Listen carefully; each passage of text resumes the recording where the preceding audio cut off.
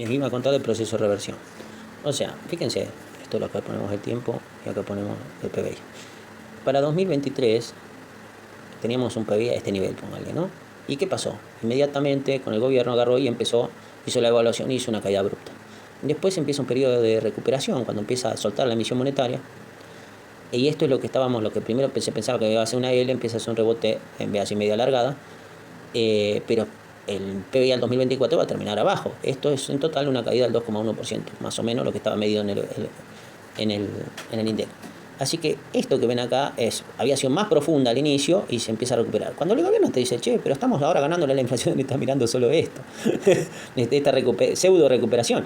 El punto es que no estamos ni siquiera en los niveles que teníamos acá, ¿sí? En el momento cero. Todavía estamos por debajo, tenía que superar esto. Entonces, ¿qué pasa?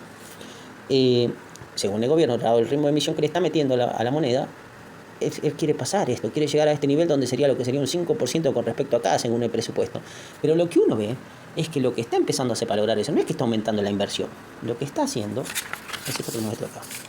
O sea, fíjense, esto es lo que se llama la relación entre el tipo de cambio sombra y el tipo de cambio nominal. ¿Qué es el tipo de cambio sombra y nominal? El sombra es la relación entre la base monetaria y las reservas que había en el Banco Central a cada periodo del tiempo, comparado con el tipo de cambio nominal que había hasta ese momento, antes de la evaluación. Era 1,10, o sea, lo que sería lo que decía, lo que tenía que ser el tipo de cambio técnico, por decirlo así, con respecto a lo que había en el mercado, estaba 1,10, estaba superando un poquito el técnico al del mercado, por lo cual está claro que había una tendencia a una devaluación, ¿sí? Cuando el tipo de cambio sombra, o lo que sería el tipo de cambio técnico, de lo que hubiese sido el 1 a 1, te está diciendo que está un poco por encima de lo que te está indicando, che, hay tendencia a una devaluación. Sí o sí, ¿por qué? Porque hay más pesos que de reservas, que dólares en el mercado, y vos lo estás en el tipo de cambio efectivo, lo estás cambiando a esos dólares por menos pesos, o sea, hay más facilidad de cambiar pesos, entonces de empezar a salir a buscar esos dólares. Entonces hay esto, cuando excede, te da valores mayores a 1, te está indicando que hay una tendencia a una devaluación. Por eso se dio la devaluación en este momento. Era lógico. Ahora fíjense cómo Milei apretó la base monetaria después, como les mostraba antes, el tipo de cambio, la relación entre el tipo de cambio sombra y el tipo de cambio nominal bajó a 0,58 para abril. O sea, estaba casi 1.000 pesos el tipo de cambio nominal del gobierno, y Argentina, y lo que nosotros estábamos diciendo que estaba a la mitad, estaba a 500, o sea, o 600, estaba muy abajo lo que estaba diciendo la relación. O sea, no había una tendencia a la apreciación, significaba que había más dólares que peso entrando, porque el gobierno había comprado, usó eso para comprar, los pocos que emitió hasta ese momento lo había usado para comprar y no emitió más. Entonces sí había una tendencia a la apreciación. Entonces eso fue lo que vimos con la llegada de capitales para la apreciación. Cuando llegan los capitales, y el gobierno se empieza a sentir más tranquilo por el ingreso de dólares financieramente, etcétera, ahí recién empieza a emitir, y por eso ahora hacia octubre esa relación empieza a tomar ya valores más cercanos a lo que fue cuando tuvo que devaluar. Se empieza a acercar, porque el gobierno empieza a emitir más rápidamente. Eso fue lo que les mostré acá, por eso se saltó ahora, pasó de abril a estar al 200, pasó al 340% crecimiento de la base monetaria, más rápido que el tipo de cambio nominal, que la variación del tipo de cambio nominal en ese momento. Así que eso es lo que explica en estos momentos esa tendencia que ustedes vean que el gobierno se asustó un poco el mercado y se movió, los paralelos volvió a aparecer. Los financieros, porque empezó a notar que había más circulante y el gobierno permitió a darle más a la base monetaria, que sin embargo, como ven ahí, todavía está por detrás de lo que fue en el momento que se devaluó, lo está consolidando el gobierno eso. Entonces, al hacer eso, está generando esta recuperación el gobierno. Ahí va, a esta recuperación queriendo llegar a los niveles de acá. Pero esa recuperación, volviendo a la ecuación del PBI, consumo más gasto público más inversión, más expo menos impo, ¿qué está haciendo? Está aumentando otra vez el consumo, ¿sí? Al permitir la emisión, está aumentando el gasto público, la inversión se está intentando recuperar un poco y está aumentando las importaciones. Entonces este saldo comercial que estaba positivo con la evaluación se empieza a ir achicando. Y acá viene el problema. Al achicarse ese saldo comercial inicial, estamos de vuelta entrando en una escasez de dólares, porque el gobierno necesita los dólares acá para pagar la reserva, para pagar la deuda, que fue por cual hizo todo este movimiento que vimos acá. Aceptó la caída del PBI, todo, no solo por la caída de los precios, sino también para poder tener saldo comercial y pagar la deuda. La deuda externa estamos hablando, ¿sí? Con qué pagar los bonos y ir estirando. Entonces, al ir recuperando esto, permitir que recupere la actividad es permitir que, por un lado, empiece a volver de a poco presión sobre el aumento de precios y también empieza a ver, pero sobre todo, la caída del saldo comercial positivo.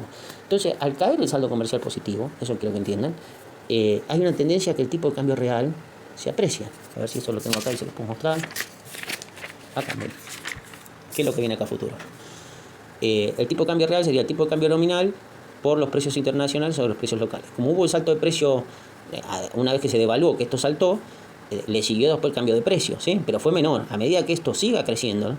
Y esto vaya a menor ritmo, que es lo que estamos viendo que está pasando de a poco, también, y encima lo que está pasando ahora, que el precio de la soja internacional por el contexto internacional está cayendo, o sea que los precios internacionales de nuestros productos se están viniendo abajo, hay una mayor tendencia que esto sube por acá, cae por acá, todo esto se haga más chico y el tipo de cambio real se aprecie más rápido. Esto que decía, aumenta las CESPO, aumenta las IMPO, caen las CESPO, ¿sí? Por este aumento de tipo de cambio real. Entonces, al hacer esto, también estamos. ¿Y por qué también es malo que aumente? ¿Por qué esa apreciación cambiaria que se empieza a dar también es malo? Porque permite más viajes, más consumo de importados, se va por ese lado. Lamentablemente, esta recuperación salarial, ¿sí? Empieza a gastarse ese dinero en vez de ir a inversión, que es lo que tendría que haber movilizado el gobierno, pero como lo deja el mercado, la canalización de esta recuperación económica que le estaba mostrando acá, no es un aumento de la inversión, es un aumento del consumo, del gasto público y del componente importado de eso. Entonces esto se da sin un aumento de la inversión y no hay un crecimiento económico más que una recuperación que vuelva a generar la famosa restricción externa. Entonces empiezan a faltar dólares de vuelta y nos llevan a la solución de siempre. Recuerden que ahora la soja, por ejemplo, está a mitad de precio de lo que estaba el año pasado. El año pasado, cuando el gobierno tuvo ese crecimiento de la agricultura y cayó la industria y los servicios, esto se los muestro acá, a ver. Sí, es decir, acá se lo tenía. Es decir, el PBI también es el sector primario más el sector secundario, que son las industrias, y el sector terciario, comercio y servicio. Como acá lo que subió fue la industria y la minería, pero cayó la industria, pero en la agricultura y la minería cayó la industria y cayó lo que fue los comercios y los servicios. Entonces, este aumento acá no fue suficiente para compensar a esto, por eso cayó el PBI en sí. Pero ahora en esta recuperación está comandando de vuelta este aumento del consumo privado, el gasto privado y las importaciones de a poco. Pero no de todo el mundo, sino del sector que tiene excedente, que tiene ahorros. ¿Y quiénes son los que se están beneficiando de acuerdo al ahorro? Lo que les mostraba acá. O sea, el ahorro se están beneficiando hasta este momento, los que están mejorando, no son los asalariados, están recuperando un poco, pero el sector externo, y con la apreciación cambiaria se vuelve más fácil el gasto más que la inversión, o sea, el derroche, la fuga. De ahí que lamentablemente esto nos lleva a la misma solución de siempre que aplican los gobiernos. ¿Cuál? La devaluación.